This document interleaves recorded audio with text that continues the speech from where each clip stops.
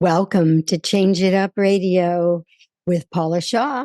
I'm your host, Paula Shaw, and I am over the moon excited about our show today because we are doing a check-in with my dad, Jack Gutman, and his best friend from World War II, Jerry Ackerman, who was reunited with him about 5 months ago. You may remember that we posted a show for Memorial Day when the gentlemen first saw each other for the first time in 75 years, but that was on a Zoom screen. Then they actually met in person right here in San Diego in June. And since then, much has happened, and that's what we're going to catch you up on, including, by the way, they went viral. Over 2 million people saw their reunion. So we're going to be talking to them about that in just a little bit. First of all, I want to welcome you all to Change It Up Radio. I am your host, Paula Shaw. I am a life transition coach, which basically means I work with people that are dealing with change. That change may come through grief, and often does. It may come through some kind of upheaval with health or employment or home, family. There are all sorts of ways that change imposes itself upon us. And oftentimes we just need a little help getting through that upheaval. And that's what I do in my private practice. I'm also the author of 3 books that you can find on Amazon. The first one was Chakras, the Magnificent 7, which is all about balancing those energy centers in the body that we know as chakras. Sorry. The second book is called Grief. When will this pain ever end? And that one is a kind of compendium of information, articles, tools, and processes that can help you move through your grief and not get stuck in it. And then finally, my most recent book is called Saying the Right Thing When You Don't Know What to Say. And that one is a great little guide to how to have meaningful, productive conversations with people in emotional pain. Because people are fragile when they're in emotional pain. And oftentimes, the things we say trying to be helpful are not very helpful at all. So saying the right thing when you don't know what to say is a great little guide to how to make those conversations go more smoothly and more productively.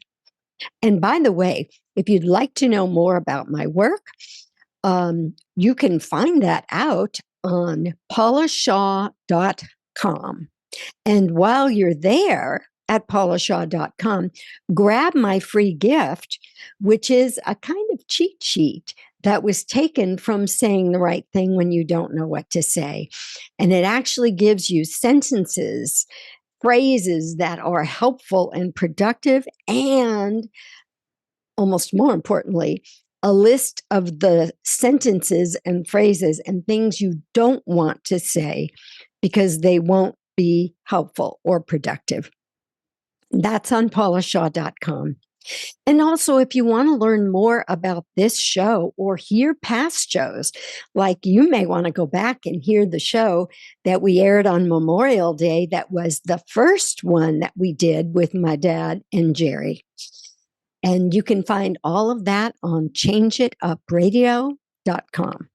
That's changeitupradio.com. And you'll always find the show notes on that website as well, and information about being a guest or a sponsor of this show. So I don't want to keep everybody waiting any longer. I am so excited and so delighted that we're going to have a catch up with these two nearly 97-year-old men. They're both still 96 as of today, but birthdays are closing in very soon. All right, so don't go anywhere. In just a moment, we'll be having a little reunion with my dad, Jack Gutman, and his best friend from the Navy. They both were training here in Oceanside with the Marines as medical corpsmen. And that's where they first met. All right, so we'll do the catch up in just a moment. Stay with us. Welcome to Change It Up Radio. I'm your host, Paula Shaw, and I am very excited about this show. As I already mentioned in the intro, I am now sitting here with the two gentlemen that I talked to you about, my dad, Jack Gutman, and his best friend from World War II, Jerry Ackerman. Many of you met both of these men when we posted their story on Memorial Day of this year. But a lot happened since then. A month later, they actually got to meet each other in person, although it was right here on Change It Up Radio that they saw each other for the first time in over 75 years on our Zoom screen. So that was exciting. But it was even way more exciting when they met in person. And that, by the way, the video of that event has gone viral, and over 2 million people shared that moment with us. And you will find that video here in the show notes, too, of this show. Right now, we are going to talk with these two gentlemen. So, Dad and Jerry, welcome. This is so exciting that we're having a little reunion here. A reunion after the reunion. So, as I mentioned, Jerry, I'm going to ask you first. As I mentioned, the video, and there were several videos taken because there were many of us videoing, including CBS News. We were all videoing you and Dad meeting for the first time. And we haven't had a chance to actually talk about, Jerry, when Dad walked in that hotel lobby and you saw him, what were you feeling? What was going on in your head and your heart just before that hug? Well, I was really anxious to see Jack after so many years. And the reunion for me was the most extraordinary. The reunion for me was the most exciting and meaningful thing that ever happened to me. Seeing Jack after so many years was really heartwarming. And I am so happy it happened. And hopefully we'll see each other, often again. And hopefully it'll happen soon. I would love that. I would certainly love that too. So, Dad, what was it like for you in that moment when you first saw Jerry? And I should probably say, because we can see just the side of her head for the viewing audience, that's Mom by his side. But Dad, go ahead and answer the question. How was it feeling to you in that moment when we walked into that hotel lobby? Well, when I walked in, I had no idea that I knew we were going to be meeting each other. But, when you've gone 75 years and outside of just the Zoom, and we finally, I see this guy. And then the one thing when I looked at him and I saw him, and, when we were young and at Oceanside, California, he was a good-looking guy, better looking than me, and so I see him. Then he's still better looking than me. No, that was the first thing you said. That's right. I said, yeah. And then I said, that's my man right there. And then yes, we hugged each other. I'll tell you one thing, seriously, my heart was really jumping, and.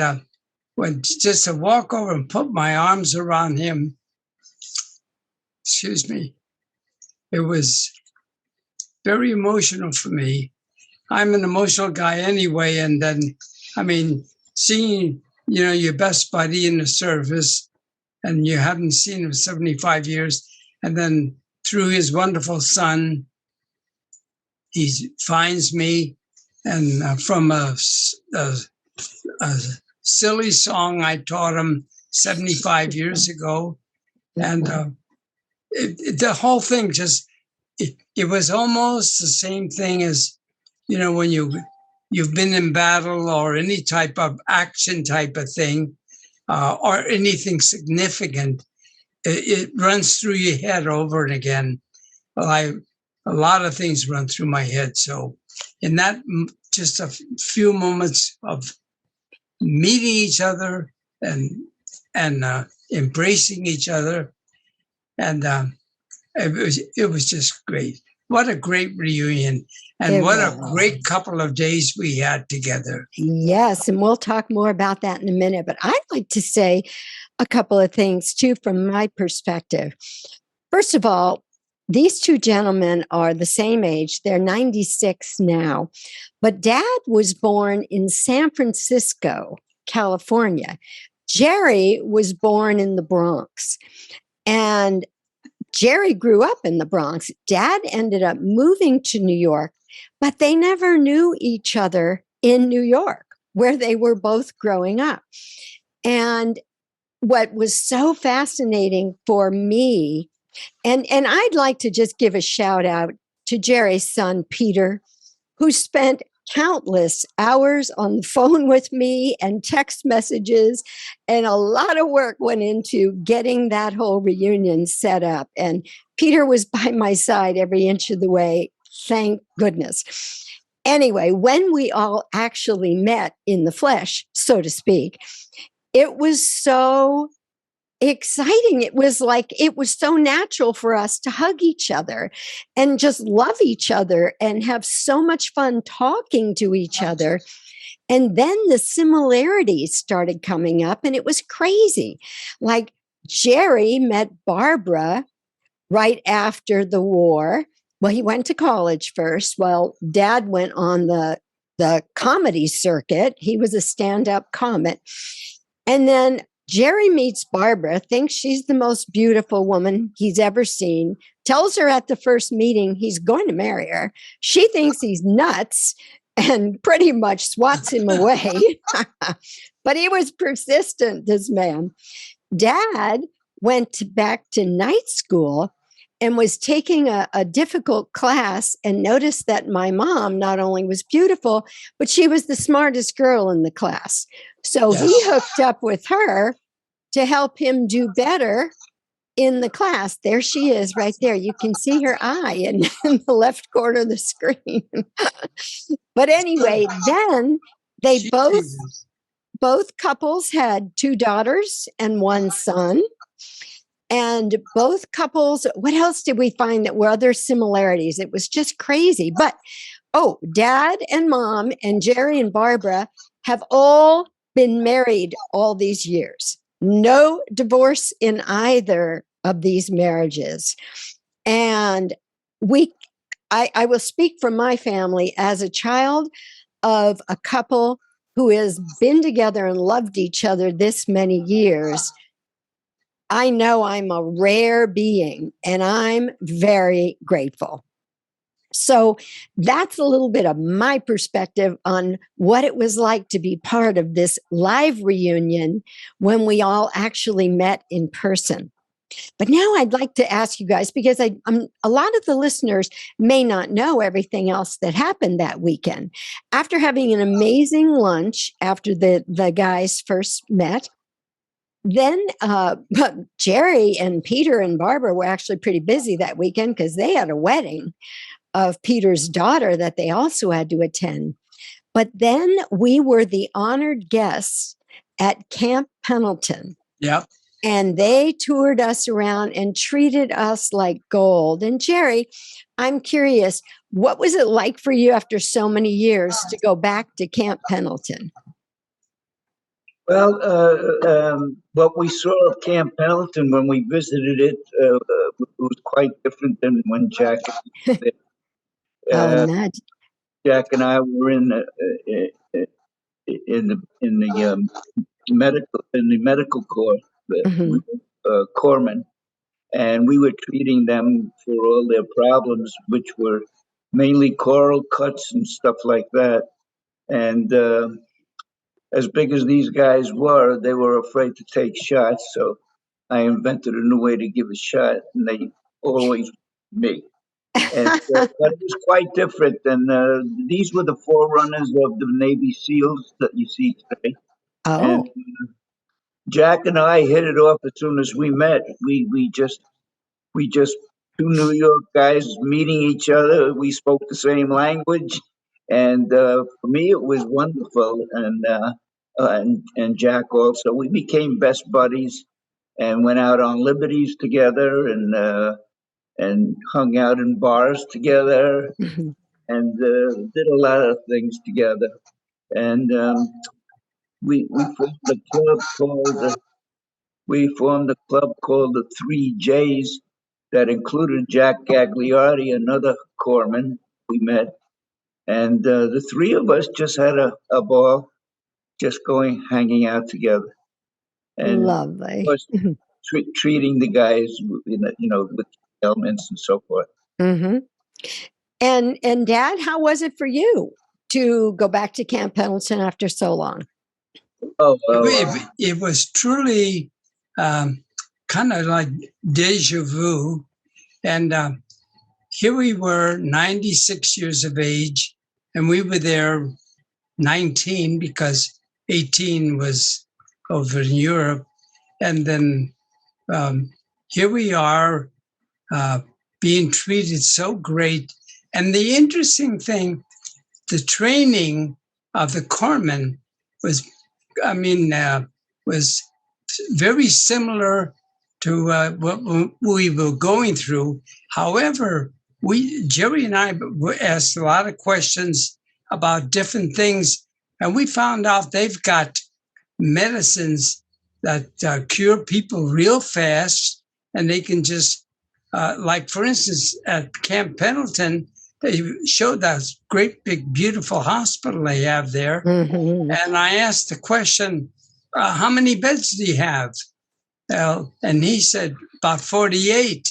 And I said, we had more than that on our ship, And he said, well, we don't need to because with the medicines we've got, we could get them, on their feet within 2 days, and they can go right home and cure by themselves. We don't have to have supply beds. However, if we needed a couple hundred or more than that beds, we can put them up right away. There's no problem. Mm. Jerry and I was just amazed at the young people.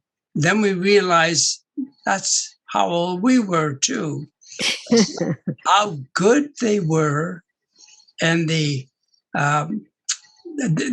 Marines and the corpsmen and the Navy teaches them so well, and the respect they had.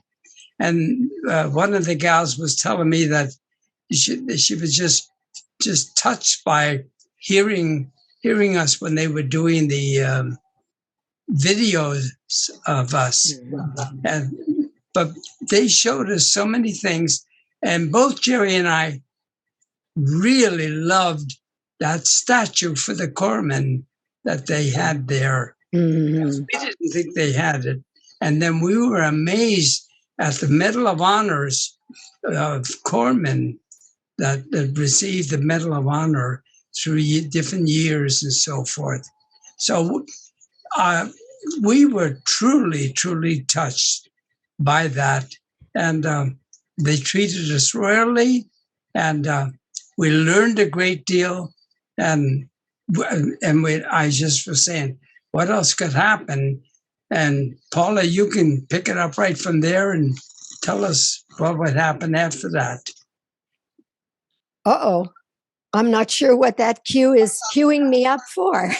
Well, the various things we did afterwards. We had a luncheon. And, oh, yes, of course. We went to lunch in Oceanside which had been the town where you guys would go on leave unless you were hitchhiking to Los Angeles.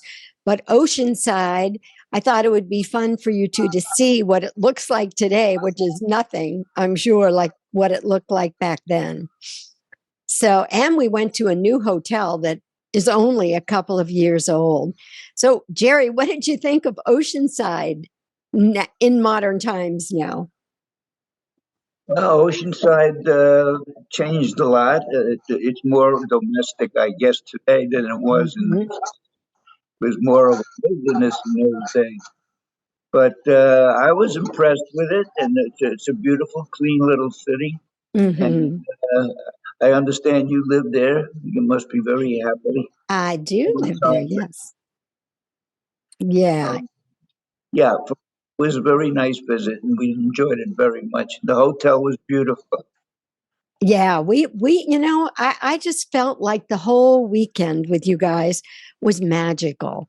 Like everything we did worked out perfectly. In the beginning, Peter and I had several discussions about what did we want that first meeting to be like? Because I had a publicist who was ready to have all kinds of news people there, and it would have been a kind of media circus.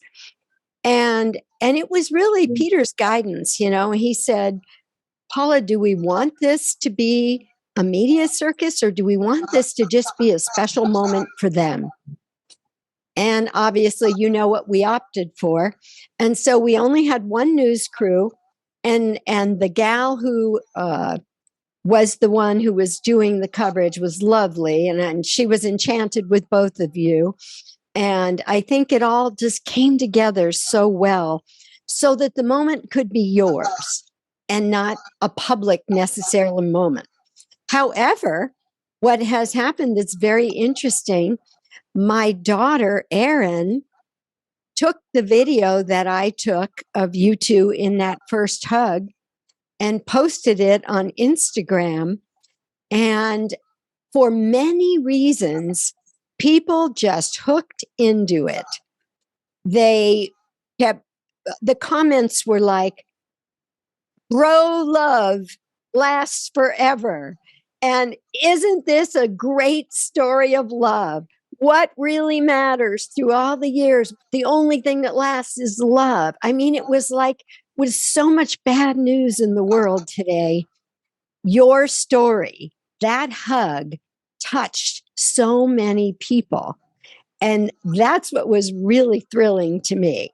So thrilling that, and I want to ask you guys, I know I was calling my dad and I was texting Peter as the numbers kept rising, as we hit 1 million viewers and then we went over 1 million viewers. What did that feel like, Dad? What did that feel like? Uh-huh. It was, I was just overwhelmed because I'm sitting back here now and figured, well, that was in the past, and it was very exciting and memorable. Mm-hmm. Yet, all of a sudden, I see all of these people that are so interested. So one guy said he's got a World War plane, and he wanted to take Jerry and I up a plane. And I think it was Aaron or you, that I think Jerry and I will stay on the ground. We don't need any World War planes.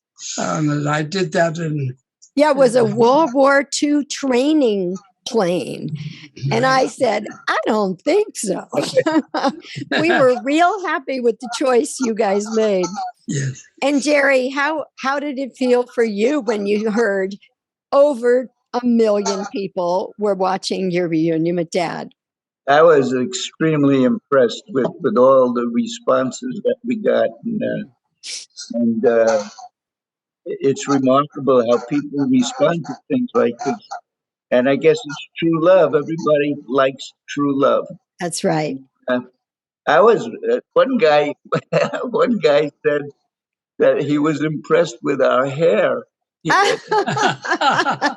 At 96 years of age, to have a full head of hair is unusual.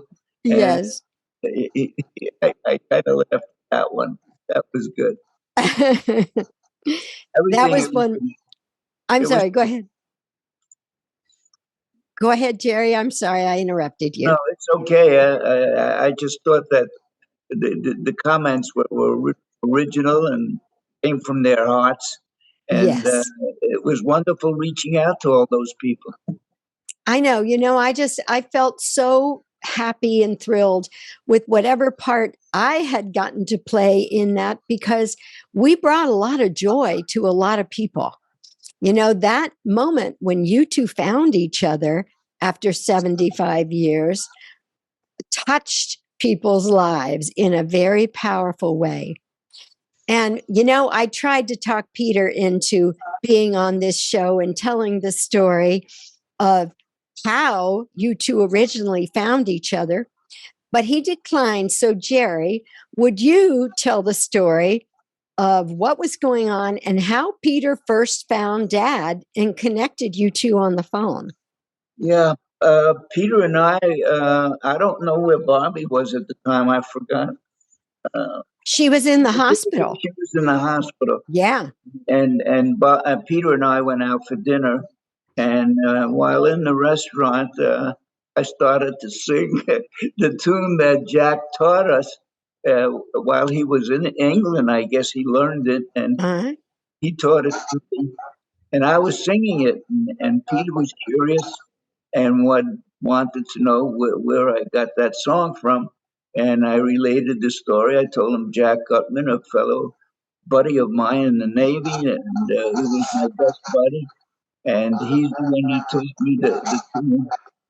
And I've been trying to reach him. I haven't been successful. And so Peter said, "Let me try." He gets on the phone and does a lot of diddling with the phone, and he calls a number, and don't you know that Jack Gutman himself answered the phone? It was like a miracle.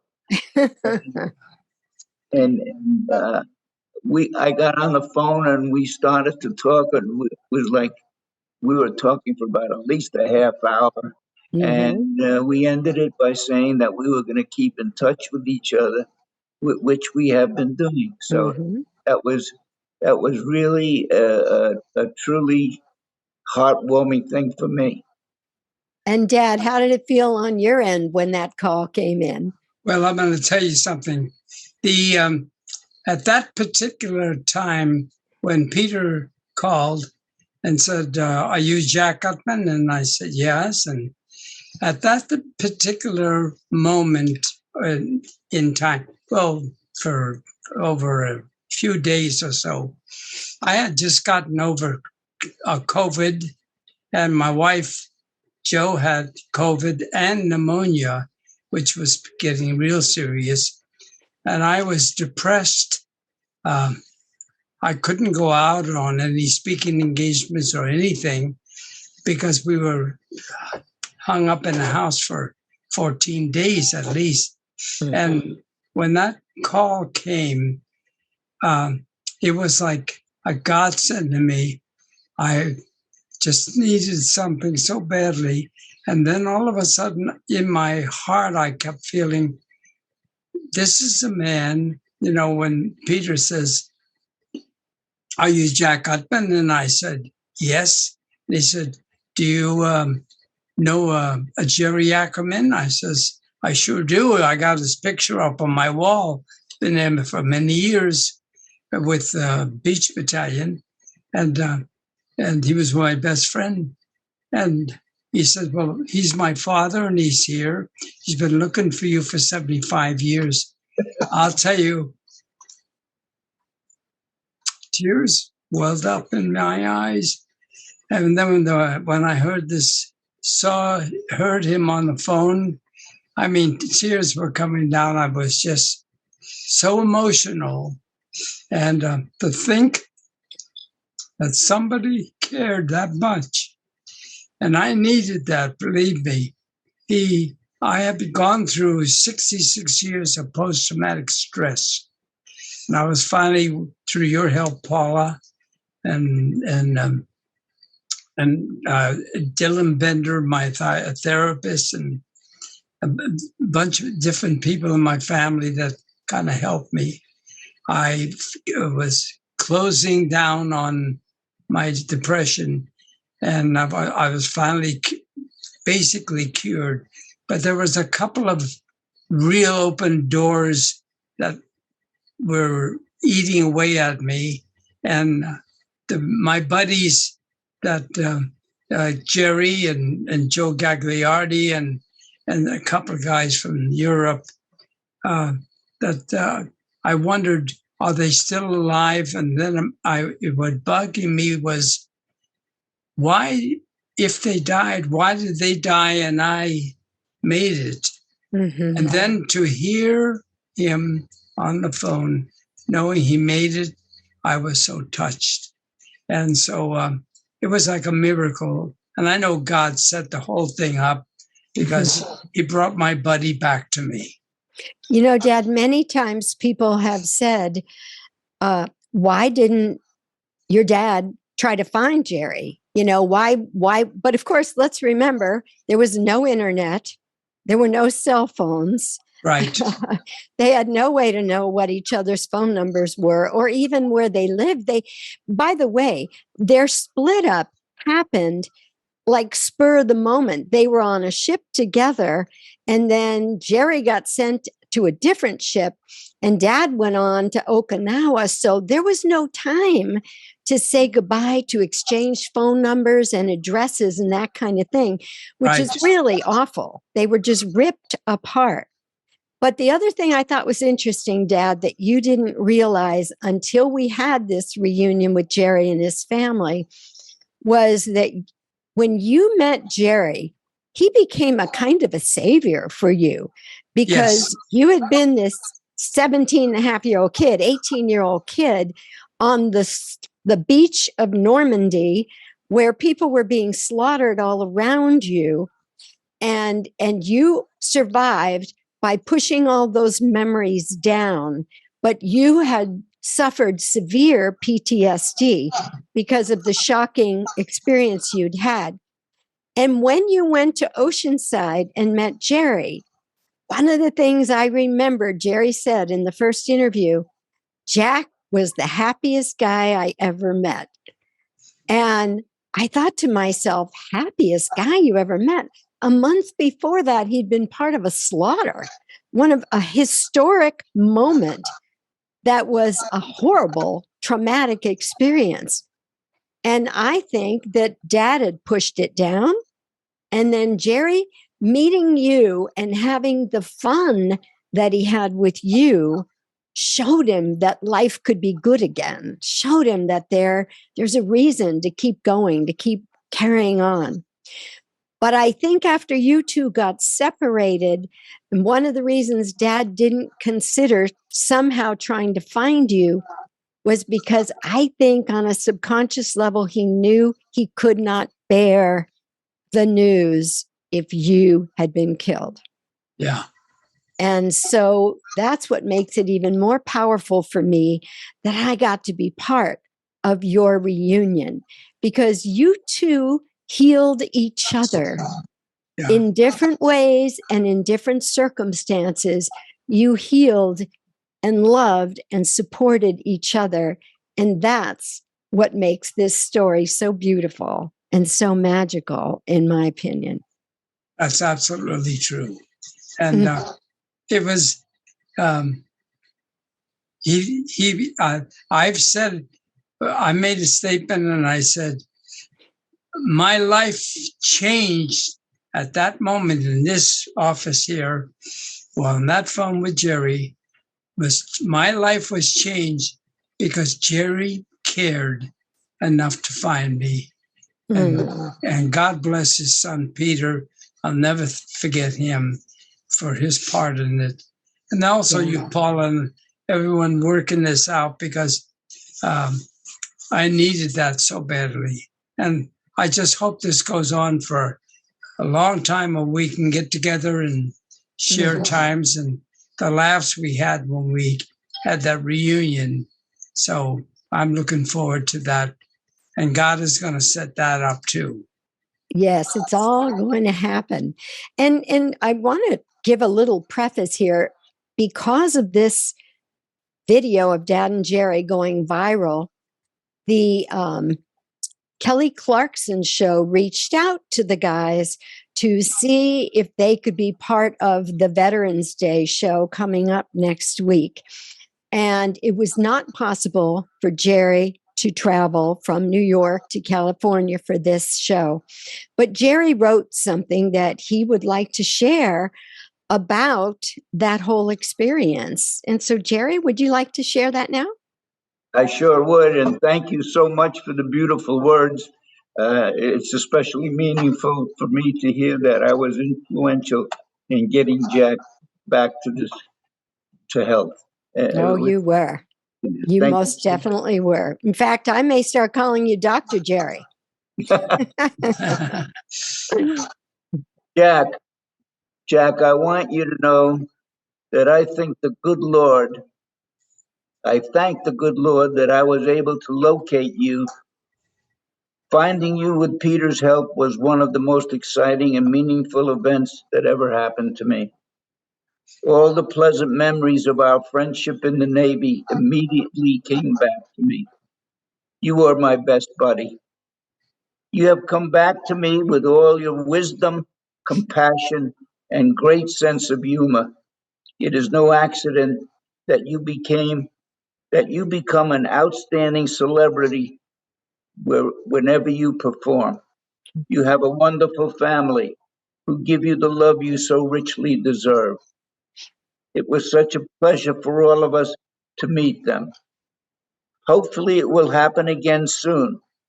Jack, I want to apologize to you and Paula for not being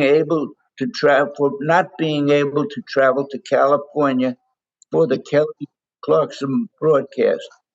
Bobby and I have some health issues that require constant attention. Traveling to California and back on long airplane rides was not something we could do. I want to thank you and Paula for your kind understanding. Your concern for our well-being is sincerely appreciated. Stay well, Jack, and may the good Lord give you all the happiness and joy in life you deserve. With much love, Jerry. Oh, Jerry, that's so beautiful. Jerry, that touches my heart. And you know, we talked on the phone when we made that decision, is that you and your health and Barbara's health, and also mine, because I'm not in the greatest shape that I used to be. And so I'm glad you came to that conclusion, because like I said to you, our health is more important than any show or anything. There's going to be many other shows or people who care, or it'll work out some other way. But the most important thing I have found is that we have each other, and that's great. Let's keep going, Jack. Yes, I'm on that train. Just keep going, both of you. I'm looking forward to doing an episode on your 100th birthdays. Great. But We'll try. But I'm now thinking, I think you guys need to be regulars on this show. You know, like every 6 months, we're going to go, okay, what's happening with Jerry and Jack? And let's catch up and find you wherever you are. Because this is a beautiful love story. And it is a story that has warmed people's hearts and helped them during hard times, and reminded us all that nothing in the end is more important or more powerful than love. Amen. So I just want to thank you both. And before we conclude this show, let me ask you both, Jerry, what are your hopes for the future? Not just the future in your own life, but the future of maybe getting to interact again with Dad or our families, or just What hopes do you hold on to right now at 96, almost 97 years of age? Well, my first hope is to live a lot longer. Yeah. Uh, but we have family reunions and parties, to celebrate occasions. I look amongst the audience and I see an entire family that that emanated from Barbara and I, and from Barbara and me, and that to me is very, very extremely meaningful. And Mm. I just hope the family keeps growing, and we have more great grandchildren, and hopefully great grandchildren, and that would be nice. Oh, that's beautiful. And how about you, Dad? What are your hopes?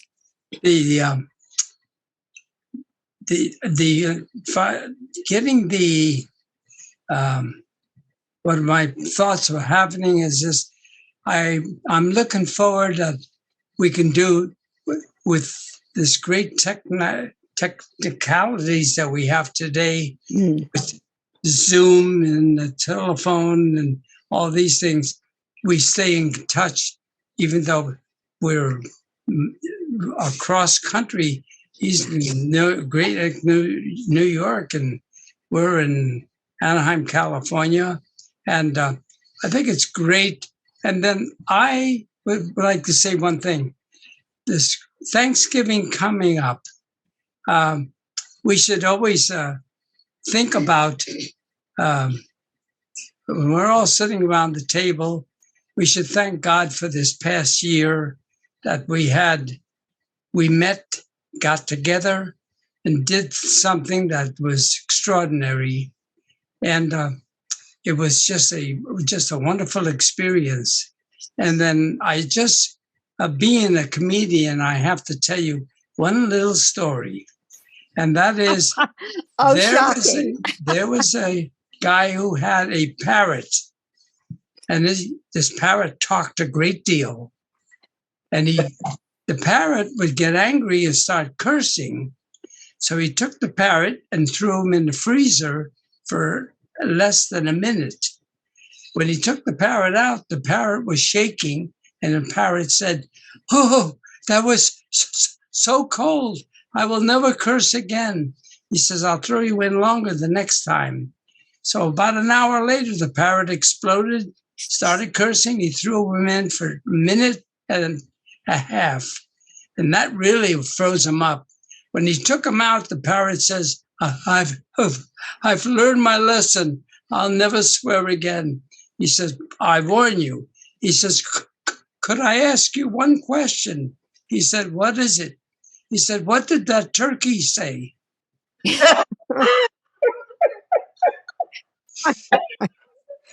But anyway, I just want to say one thing.